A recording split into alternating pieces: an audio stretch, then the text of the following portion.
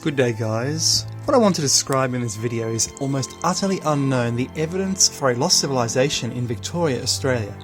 Our successful colony of Melbourne only began in 1835, but it's becoming increasingly clear to me that we have a lost civilization in Victoria dating back thousands of years earlier. Very few people, or nobody at all, is aware of this, so I feel compelled to make this documentary to discuss the evidence. Let us get started. The initial major evidence for this are stone circles, the most dramatic of which is the Lost Stone Circle at Mount Elephant. Almost nobody knows of the existence of this, now located on the subdivision known as Stonehenges, but in an unknown location. From what I can gather, this seems to have been demolished as early as the late 1800s by local farmers, with many stones allegedly used in now historic buildings or smashed up as building material.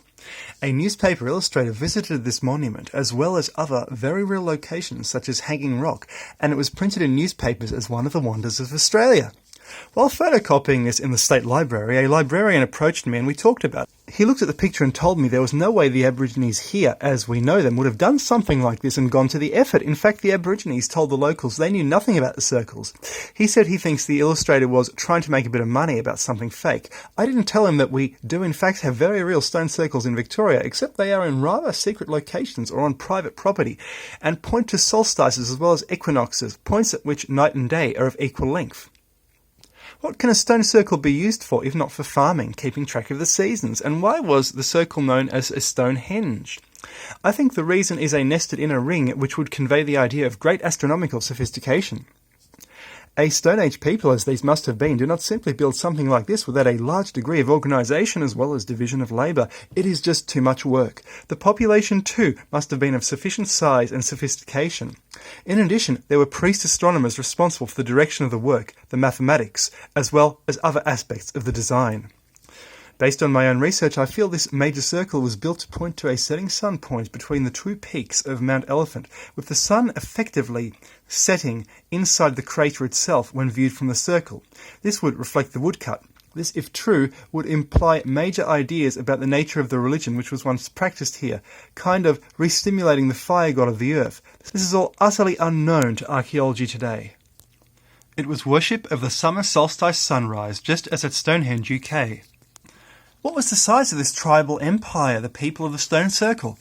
Based on the fact the highest concentration according to an old letter, which claimed there were 6 Stonehenges between Darranellum and Camperdown to the south, and both these towns are next to an extinct volcano, I feel that the volcano is highly significant to this ancient culture.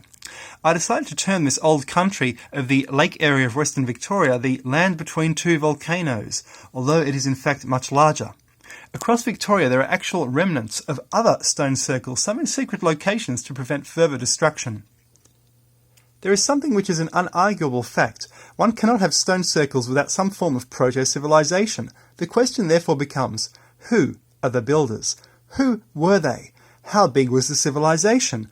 What was involved here?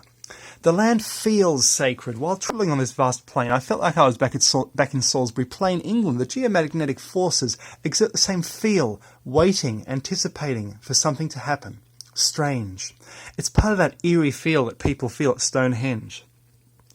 We get clues about this civilization from William Buckley, who was a convict in the very short-lived colony of Sullivan Bay, 1803, which was the first colony in Victoria. The colony was really only a camp on the beach, with a permanent water crisis problem. Captain Collins, the governor, grew weary of this place and went to Tasmania to found Hobart instead. Before the evacuation, Buckley escaped into the wilderness and lived with the Aborigines for a further 32 years until Melbourne was founded. Buckley's own biography, The Life and Adventures of William Buckley, describes in some detail what I feel are the mechanics of a civilization after its collapse, but with some semblance of a structure still remaining. On the one hand, he describes endless warfare and spearings, tribes kidnapping each other's women, and some tribes more savage than others, including one which supposedly subsided on cannibalism. Yet there are also signs of sophistication. For instance, an Aboriginal messenger was sent to run for 3 days to the location of Buckley's own tribe and invite them over to their country. They deduced this not from what the man told them, but from the markings written on his own body, which conveyed the invitation as well as distance and direction of his country. In addition, Buckley describes a form of tax which was levied, it seems, on all surrounding tribes, in which it was ordered throughout the land that flints needed to be collected and delivered to a certain somebody at a certain location, or else there would be terrible repercussions. Buckley himself considered this a form of practical joke and wrote that he never really did find out who the supposed joker was. There would have been good reason for collecting flints. They were a Stone Age currency and could have been used for a variety of purposes. Buckley wrote that with a good hard edge, a large tree could be felled. In a time of absence of civilization, flint is a very basis for working the land, making axes and building houses. Buckley also states that he was well able to live off the land using fruits I've never even heard of, such as a creeping plant upon which a native watermelon grew, which he described as insipid but very refreshing, as well as other foods that he could easily subside upon, such as a native currant as long as he wanted, which was in fact near to what he described as a native well for underground water. This sounds to me like a remnant of cultivated plants, maybe even a small farm. At other times in his lonely existence he ate fish, eels and shellfish. Watermelons in various forms were supposedly only introduced to Australia after European settlement. What was Buckley talking about? In reading this incredible work, I noticed many similarities with the Old World as well as the Pacific. Buckley said that the king of his own tribe wore a sort of turban or crown. In addition, dead women had ring barrows dug for them, just as in the ancient UK. Males were buried in mounds with the weapons, such as a spear, belonging to the burial, sticking out of the top, just like in the Kurgan burials of southern Russia and Kazakhstan, which are associated with the sword and the stone legend of King Arthur. So much for legends and reports. Now the archaeology. Archaeology reveals many widespread fish weirs and eel traps. One tribe that Buckley encountered considered him a genius for building a fish trap, something they would have been proficient with already, implying that not every tribe in the area was a member or former member of the dying or already dead civilization. It has been written, the traditional Aboriginal economy was much more complex and varied than most textbooks have described it. Some white explorers and early administrators described villages of finely constructed huts, methods of harvesting and storing grass seeds to prolong the season by many months, as well as complicated fish and game traps. Some of the fish traps, such as at Brewarrina, still exist, though damaged by time and vandals. In Victoria, a vast network of canals and ponds which brought eels across a mountain range to be stored and harvested at will has been discovered and partly excavated. Gradually, it is dawning on the outside world that life in the traditional Aboriginal way involved a great deal of knowledge and skill. At Lake Condah, also in Victoria, we have what are described as the remnants of semicircular stone-walled houses, cairns, freestanding stone walls, stone-walled channels and fish traps and canals excavated into fractured and weathered basalt. Nor were they all small structures. Some were more than 450 metres long, greater than 0.5 metres deep, and around half a metre wide. It is also mentioned that Dawson in 1881 described the construction of races and channels with clay embankments 0.6 to 1 metre high and 250 to 300 metres long. This is large-scale engineering. In Buckley's time, the Aborigines seem to have been only semi-nomadic. In fact, he describes their existence on the edges of lakes for years and years before being compelled to move to another patch, or at the invite of another tribe, or due to fleeing another tribe, yet they claim to have always lived a settled existence here. I feel that Buckley's time in Victoria was a time in which the civilization was already long in deep disintegration, exerting only a parody of its former control, if at all, possibly for many generations before Buckley's time or even European involvement, although certainly settlement in other parts of Australia could have triggered migrations, disrupting whatever was left of the polity. We may look to Easter Island, for instance, where the Little Ice Age and lack of trees in the 1670s appears to have triggered a food crisis and uprising by the short ears against the long ear ruling class, so-called due to elongated earlobes, who may have been descended from former Inca royalty, an ocean-going race of builders responsible for megaliths across the Pacific.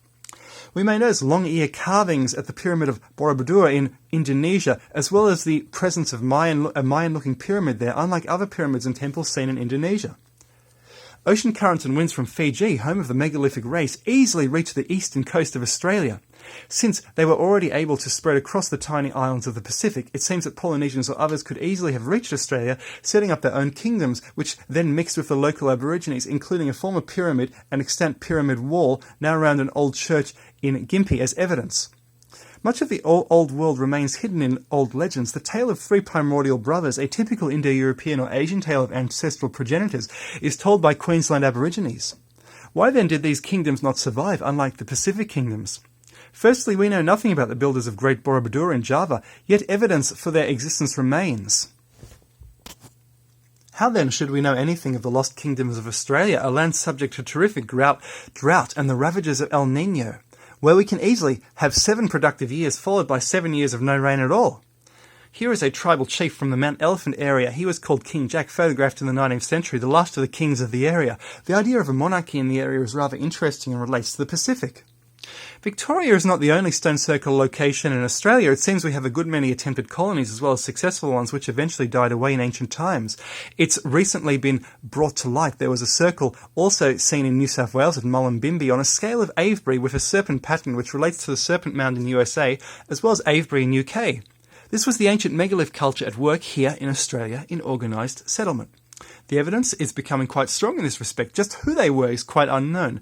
Please share this video also to bring awareness to the subject. I hope one day we can rebuild some of these lost stone circles for all to enjoy. Thank you personally for listening and good day to you.